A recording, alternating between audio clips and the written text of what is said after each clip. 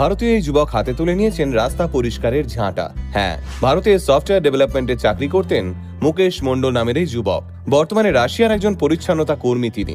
ঝাঁট দিয়ে মাস গেলে ইনকাম করেন 1,00,000 টাকা।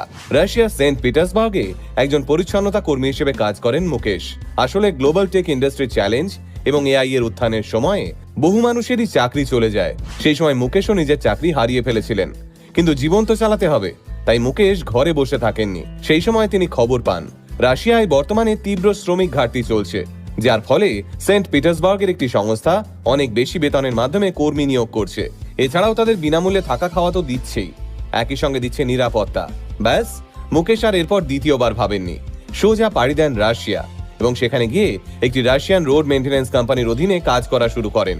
যদিও মুকেশ ঠিক করেছেন তিনি কিছু মাস রাশিয়ায় থেকে কাজ করে কিছু পয়সা জমিয়ে নিয়ে আবারও ভারতে ফিরে আসবেন। 26 বছরের মুকেশ জানান,